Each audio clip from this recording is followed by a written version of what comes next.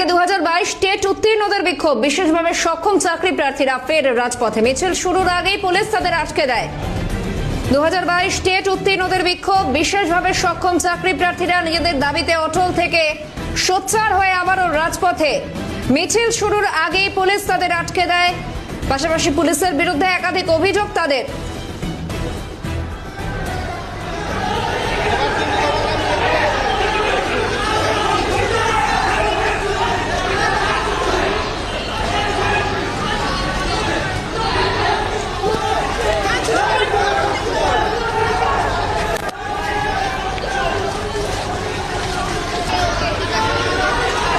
বিশেষভাবে সক্ষম চাকরি প্রার্থীরা নিজেদের দাবিতে সোচ্চার হয়ে আবারও রাজপথে। তবে মিছিল শুরুর আগেই পুলিশ তাদের আটকে দেয়। পুলিশের দ্বারা বাধাপ্রাপ্ত হয়েছেন তারা, এমনটাই অভিযোগ। পাশাপাশি পুলিশের বিরুদ্ধে আরো একাধিক অভিযোগ রয়েছে তাদের। 2022 টেট উত্তীর্ণদের বিক্ষোভ।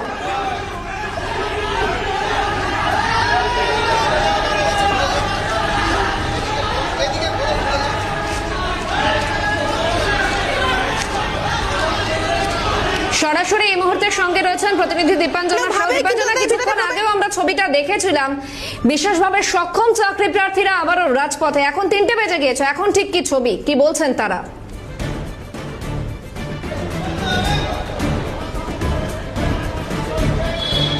একেবারেই দেখো, 2022 সালে টেট উত্তীর্ণ যারা বিশেষভাবে সক্ষম চাকরি প্রার্থীরা রয়েছেন, তারা প্রথম থেকেই একটা কথাই বলে এসছেন, তারা এখান থেকে অর্থাৎ বিকাশ ভবন থেকে ঢিলছোড়া দূরত্বে তারা মিছিল করে যাবেন এবং বিকাশ ভবনের সামনে গিয়ে তারা কিন্তু একটা বিক্ষোভ কর্মসূচি করবেন।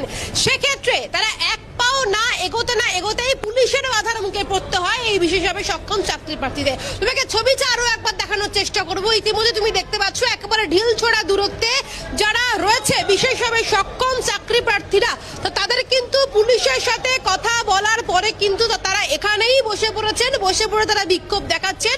কোনোভাবেই কিন্তু পুলিশ আধিকারিকরা বিকাশ ভবনের সামনে যেতে দিচ্ছে না এবং সেক্ষেত্রে পুলিশের পায়েও কিন্তু ধরেছেন তারা, কিন্তু কোনোভাবেই তাদেরকে যেতে দেওয়া হচ্ছে না। তুমি যে ছবি দেখতে পাচ্ছ, প্রত্যেকের হাতে যে প্ল্যাকার্ড রয়েছে, সেই প্ল্যাকার্ডে লেখা রয়েছে তাদের যে রস্টার, সেই রস্টার পরিবর্তন করতে হবে। তার পাশাপাশি যারা বিশেষভাবে সক্ষম তাদের একটা জায়গা করে দিতে হবে এবং শারীরিক যারা বিশেষভাবে সক্ষম তারা সকল নিয়োগ থেকে বঞ্চিত করা হলো কেন, এই প্রশ্নের উত্তর চেয়ে কিন্তু তারা আজকে বিকাশ ভবনে এসেছিলেন। এবং শুধুমাত্র এই প্রথমবার নয়, এর আগেও কিন্তু প্রিন্সিপাল সেক্রেটারির সাথে তারা কথা বলেছেন, কিন্তু কোনো সুরা হয়নি। সরাসরি একটু কথা বলবো। তুমি দেখতেই পাচ্ছ একজন মহিলা রয়েছেন বিশেষভাবে সক্ষম, তার সাথে একটু কথা বলবো। আপনি কি এর আগেও এসেছেন মানে এখানে যোগদান করতে? না, এর আগে আসেনি, আমি আজকে। ইতিমধ্যে কোন দাবিটা নিয়ে এসছেন? প্রথম কোন দাবি নিয়ে এসছেন?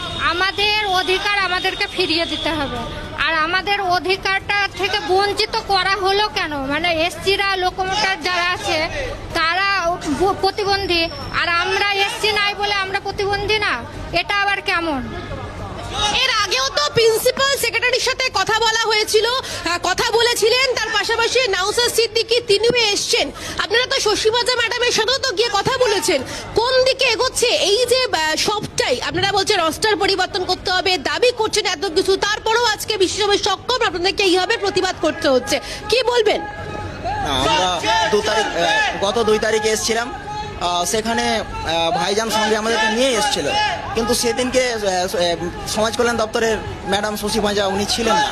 উনি কোনো একটা প্রতিবন্ধীদের প্রোগ্রামে গেছিলেন। আমরা বঞ্চিত, অথচ আমাদেরকে নিয়ে উনি একটা প্রোগ্রাম করতে যাচ্ছেন। হ্যাঁ, এটা কেমন দেখায়? মানে এটা জুতো মরে গরুদান হয়ে যাচ্ছে। প্রধান দাবিটা কি? প্রধান দাবি অবিলম্বে এই সমস্যার সমাধান করতে হবে। প্রতিবন্ধী